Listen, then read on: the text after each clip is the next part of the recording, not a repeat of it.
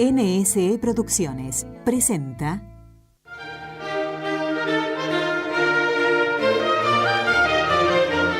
Misiones y evangelización. Nadie es tan pobre que no pueda dar algo. Quien ha conocido la alegría del encuentro con Cristo no puede mantenerla encerrada dentro de sí, debe irradiarla. En este espacio conocerás de cerca la realidad misionera. Con tu oración, tu sacrificio, tu apoyo, contribuirás a la evangelización de los hombres y mujeres de hoy, tus hermanos, que aún no conocen en plenitud a Jesús. Misiones y evangelización. Bueno, hoy vamos a hablaros de una misión muy peculiar. Primero, a lo mejor de una actitud, María José, que todo bautizado deberíamos tener, que es la de una capacidad, un corazón tan grande, tan profundo, tan amoroso, que seamos capaces de perdonar todo. Pero todo es un todo muy fuerte el que vamos a comentar hoy y creo que nos va a dejar a muchos meditabundos. Sí, porque vamos a hablar de un sacerdote al que han torturado, han asesinado, y ya antes, él, viendo que esta situación se podía dar, él ya de antemano, por adelantado, había perdonado y quería que todos lo supieran porque incluso lo había dejado por escrito. Una actitud de perdón que no viene de repente, eso es lo que hay que saber.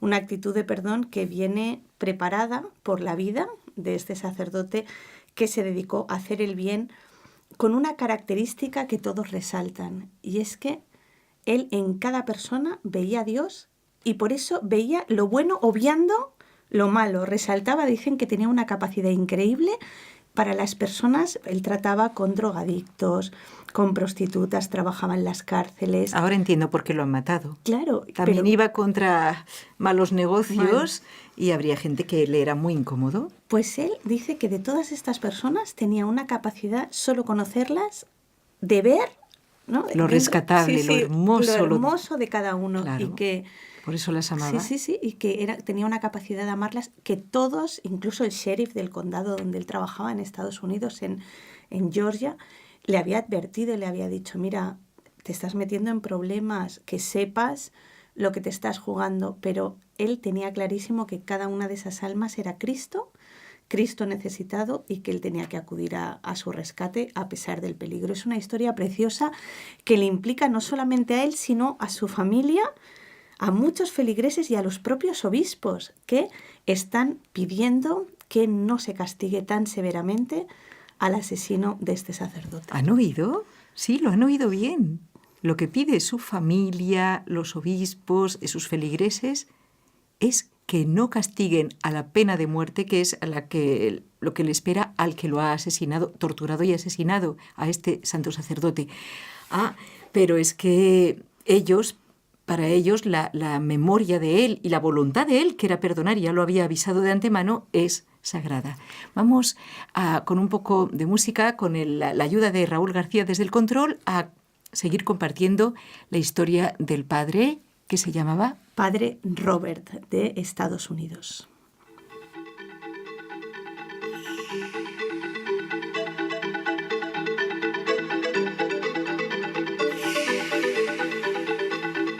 Bueno, precisamente el debate, debido a la vida entregada de este sacerdote que ya tenía 71 años, René Robert, asesinado recientemente en abril de 2016 y encontrado en un bosque días después de que el autor confesara el crimen, este debate sobre si el asesino debe ser sometido a la pena de muerte, tal como las leyes en Estados Unidos lo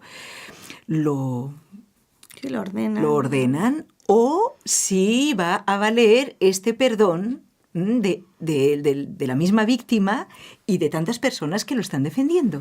Piensa que ya han juzgado al asesino Stephen Murray, un joven de 28 años que secuestró, mató a este sacerdote a sangre fría.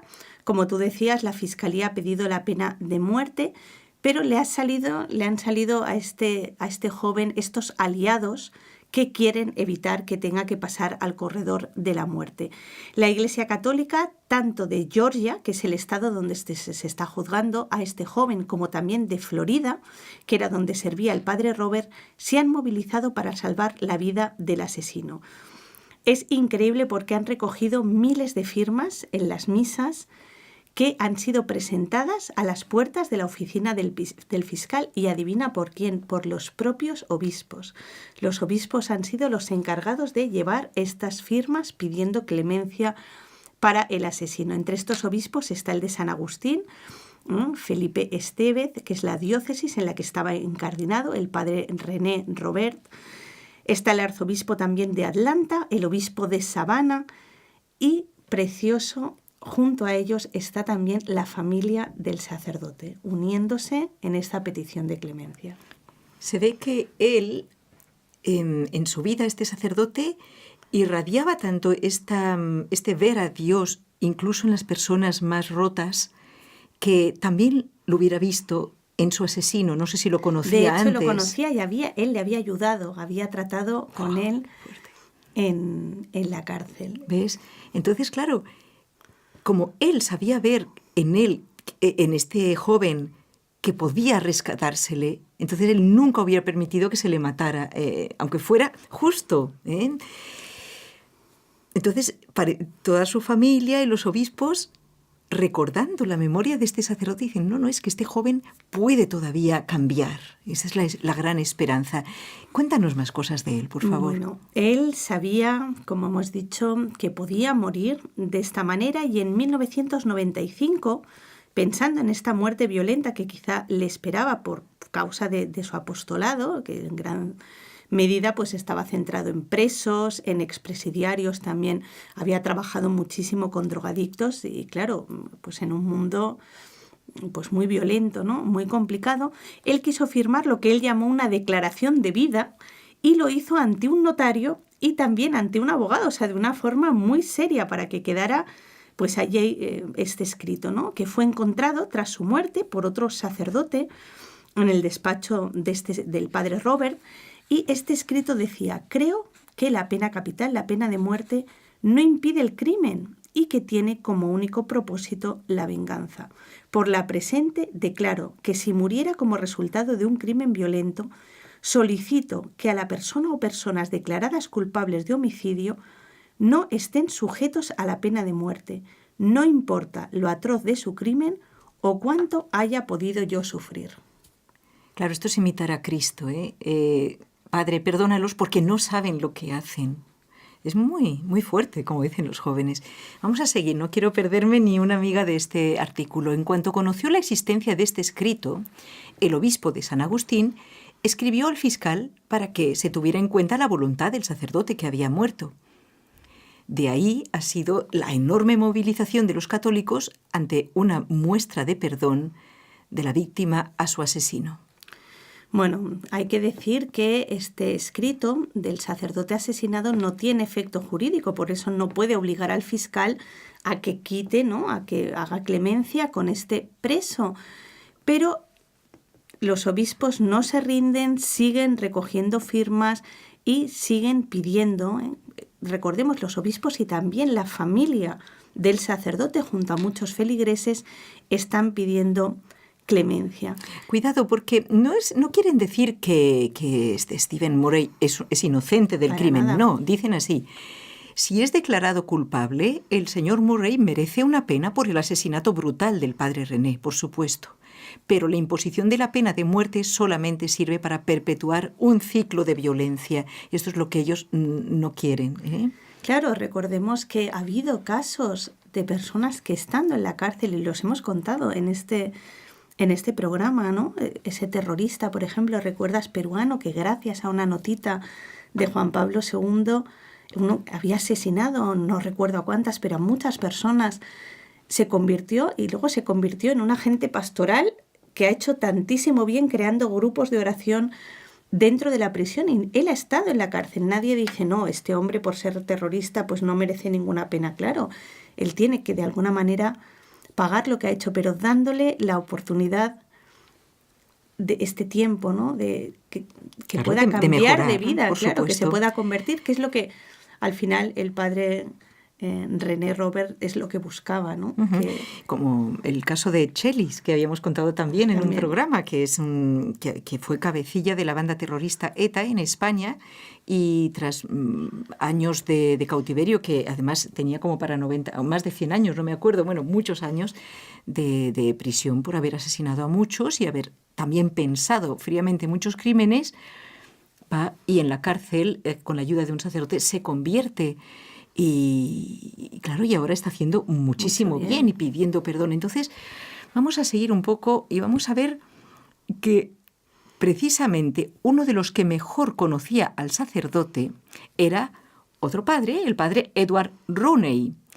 Y precisamente por conocerle tanto es el que se está haciendo como el líder de esta campaña. ¿Qué dice él? Creo que siguiendo la postura de nuestra Iglesia respecto a la misericordia, esto que estamos haciendo es una manera de mostrar misericordia a la gente. Demostremos piedad, ya que es uno de los principios de nuestra fe. Aparte de que el mal ya está hecho. O sea que por aplicarle la pena de muerte al asesino no va a revivir, sí. Resucitar sí en su momento, pero no va a revivir ahora de pronto el padre Robert. Entonces, como dicen los obispos, en realidad se perpetúa un ciclo de violencia, ¿no?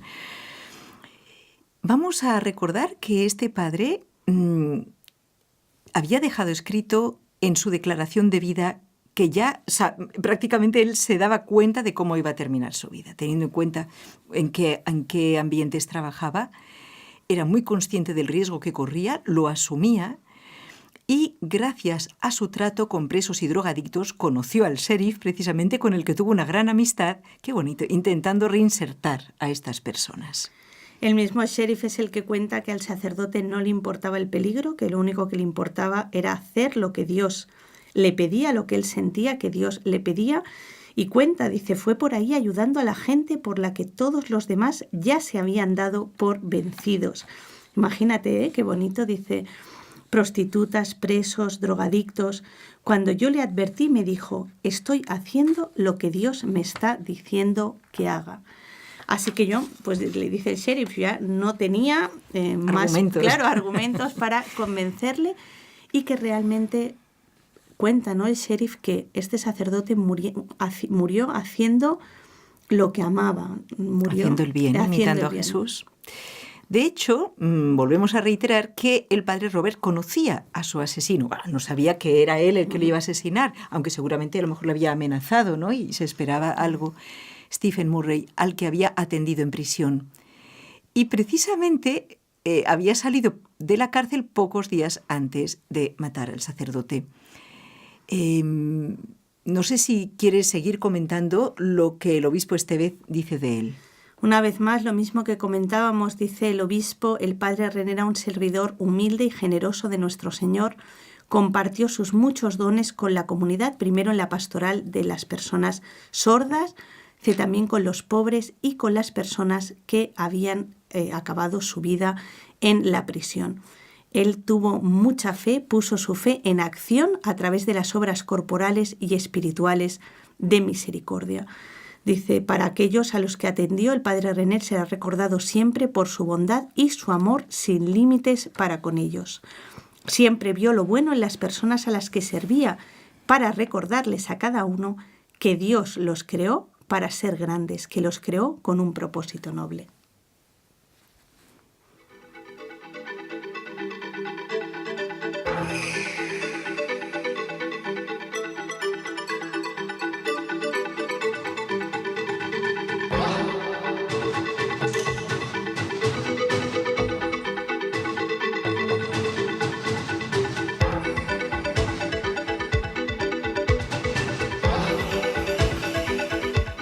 Bien, amigos, seguimos hablando de cómo se vence la violencia y pues se vence con la fe, con la caridad verdadera, con el amor de Cristo, no con el nuestro, que el nuestro no llega a tanto, ¿no, María José? Para nada, el nuestro es muy pobre, pero se hace fuerte, como se hizo en el caso del padre René Robert. Sí, estamos unidos, sí vamos de la mano de Dios. Y así también, de la mano de Dios, se está venciendo la violencia en una ciudad muy peligrosa, Ciudad Juárez, en México. Era considerada uno de los lugares más peligrosos, había muchísimos asesinatos todos los años. Y imagínate que nos dice que en 2010, para que ustedes se hagan una idea, en un año hubo en esta ciudad, ¿no?, 3.766 asesinatos en un año. Es impresionante, o sea, la violencia, vamos a ver las causas y demás, pero lo más bonito es que en 2015, ¿a cuánto habían descendido estos asesinatos? Bueno, pues de 3.766 en el año 2010 habían pasado en el año 2015 a ser 256 asesinatos. Ya ha salido de este ranking, gracias a Dios, de los lugares más peligrosos. Hay que decir que era muy peligroso porque debido a la violencia del narcotráfico había allí una lucha de poder entre diferentes cárteles para pasar la droga a Estados Unidos. Es una ciudad más o menos de 1.300.000 habitantes. Y claro, podemos dar... Imagínate cuántas familias rotas, cuánto miedo, cuánta extorsión. Sí, sí. Niños que han perdido a sus padres y así, o sea, no es solamente la persona a la que has asesinado, sino todo su entorno que queda roto, claro. Pero a lo mejor algún oyente dice, claro, pues seguramente se han trasladado estos carteles a otro lugar, pero vamos a ver que no es esa la causa, precisamente. Hay unas causas humanas, pero que no han sido las definitivas, que es pues por parte del gobierno un mayor control, también una mejora de la situación de las personas de este lugar, pero sobre todo todos están de acuerdo en que lo que ha cambiado, y vamos a explicarlo porque es precioso, lo que ha cambiado esta ciudad ha sido la adoración perpetua, el hecho de que Jesús sea expuesto las 24 horas del día y noche, con personas que, con riesgo por una ciudad peligrosa, han acudido día y noche a pedir por estas intenciones. Y es muy bonito porque vamos a ver cómo mujeres que acudían allí invitaban incluso a militares que estaban patrullando a entrar en la capilla, incluso aún así, me pareció súper bonito, ¿no?, gracioso. Le dijo a los militares, vosotros creéis que sois vosotros los que nos protegéis, pero en realidad somos nosotras Qué bonito. con nuestra oración ante el Santísimo las que os estamos protegiendo a vosotros. Es esta fe de tantas personas, porque empezaron por una capilla, hermana, pero vamos a ver que luego fueron naciendo otros lugares de oración. Y en poquísimo tiempo, a la que empezó, tenemos aquí, a ver si sé encontrar los datos, porque es increíble. Creo que durante 2 meses casi no hubo ningún asesinato. La primera vez, o sea, pasaron de ser la ciudad más peligrosa con los índices de asesinatos más altos a 2 meses sin asesinatos desde la apertura de la primera capilla. Y ustedes dirán, pero ¿cómo es posible? ¿Cómo que tienen que ver una cosa con otra? Vamos a leer el artículo casi completo en lo que nos queda de tiempo.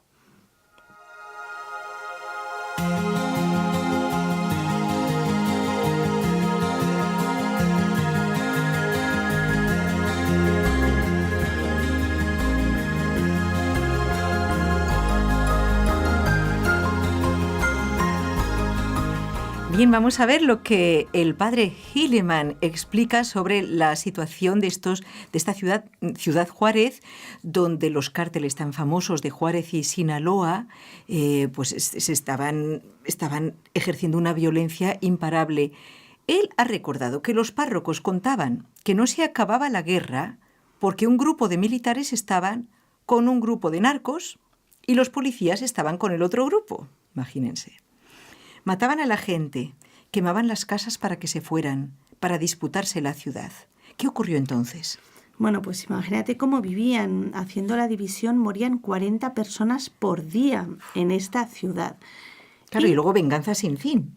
Claro, y uno de los párrocos, ya viendo que solo Dios podía tener la solución para esta situación, dice que como desesperado pidió a los misioneros, especialmente al padre Hilleman, que Dios le ha dado esta misión de ir por toda Latinoamérica abriendo capillas de adoración perpetua. Él es muy consciente de que donde se abre una capilla de adoración perpetua, se transforma la ciudad. Entonces, este párroco acudió a los misioneros, acudió al padre Hilleman para pedirle, él sabía, le dijo: Padre, solamente Jesús nos va a salvar de esto, solamente Jesús nos puede dar la seguridad que necesitamos. Para que veas la eficacia de cuando alguien quiere algo de verdad. Ujú. ¿Sabes cuánto tardaron en montar y comenzar con la adoración perpetua en esta ciudad? Organizar los turnos para que las 24 horas del día y de la noche esté acompañado Jesús en el sagrario por unos y otros que se van turnando. Pues, bueno, yo pienso que, no sé, quizás 3 meses para organizarlo. 3 días. ¡Wow! En Eso sí que es 3 querer. Yo pienso que también, Con no ayuda sé, de esto Dios. no lo explica el padre Hilleman, pero el hecho de tanto sufrimiento Ay, Dios de mío. las personas hace también Sí. que dónde vamos a acudir, Sí, ¿no? sí. Si no es a Dios, y por eso quizá las personas fueron tan rápidas en la respuesta, Claro que en sí. decir sí, yo voy a acudir a la capilla para adorar. Así que en 3 días tenían arreglada la capilla para la adoración perpetua en esta ciudad, con un ejército, hay que decir la verdad, especialmente de mujeres. No sé por qué en esto, pues las mujeres solemos llevar la Bueno, delantera. No hay que presumir, pero es cierto que cuando Jesús estuvo en la cruz también las que estuvieron más cerca, digamos, y bueno, estuvieron siempre con él, fueron las mujeres. Esto es una gran verdad. Y vamos a dar gracias por ello y animar a todos los oyentes, los y las oyentes, a todos, a participar en turnos de adoración perpetua, de forma que se multiplique también en nuestras ciudades. No tenemos derecho a quejarnos de qué mal van las cosas si no participamos en turnos de adoración perpetua, porque, como tú bien lo has dicho, es el motor que puede comenzar a sanar una ciudad, un lugar, ¿eh? Así se ha visto realmente en esta ciudad. Vamos a contar lo que yo te decía de esta Ay, sí. señora que se encontró con 6 militares, que ella iba a hacer el turno de las 3 de la madrugada, de 3 a 4 de la madrugada. Vinieron Porque 6 encima militares. van por la calle Claro, a esas horas. Claro, para Imagínate, acudir al con esa turno. violencia, lo valiente que hay que ser. Esta mujer, sí, increíble. Bueno, pues le paran estos militares, le preguntan dónde va. Cuando Estaban ella en les estado cuenta, de sitio, o sea que le decían, a estas horas usted no puede claro, salir. y más cuando les dice que va a hacer adoración, bueno, obviamente los militares no se creen nada y porque dicen cómo Todo va a está ir, cerrado a estas todo está horas. cerrado, cómo va a ir a una iglesia a las 3 de la madrugada. Entonces ella les dice, bueno, pues venid y venid conmigo y veréis que no os miento. Les dijo esta frase que te contaba: ¿ustedes creen que nos protegen a nosotros? No, nosotros estamos las 24 horas al día rezando por ustedes. Pero lo más bonito es que estos militares, hermana, entraron Y y dice que uno de ellos cayó llorando con su arma frente al Santísimo. Al fin y al cabo, todos, bueno, ellos estaban protegiendo, pero como hemos dicho antes, también había sus facciones, porque los mismos estaban de acuerdo con el otro cártel. Bueno, al día siguiente, a las 3 de la madrugada, él mismo volvía, vestido de civil, a hacer la hora santa llorando a mares. bueno, es increíble el cambio en esta ciudad, no solamente en cuanto a la violencia, sino también otro hecho precioso en cuanto a las vocaciones. El seminario estaba a punto de cerrar porque solamente había 8 seminaristas y ahora son de 8, han pasado a 88. Gracias también a la adoración perpetua, porque varios de estos jóvenes que ahora quieren entregar su vida siendo sacerdotes son jóvenes que habían participado ¿En la violencia no, también? en la adoración, Ah, en la adoración. Entonces, eso, el estar cerca de Jesús, el compartir es que sus eso te horas, cambia la vida. Qué les duda. ha cambiado hasta el punto de querer entregar sus vidas. Son 88 ahora mismo. Pues amigos, esto es, como dice el padre Hilleman, este misionero que se dedica a abrir nuevas capillas de adoración perpetua y que ha abierto 10 en Ciudad Juárez, cambiando totalmente la faz de la ciudad, señala que eso es lo que hace Jesús cuando entra, cuando las personas entienden que la seguridad la encontramos en Cristo.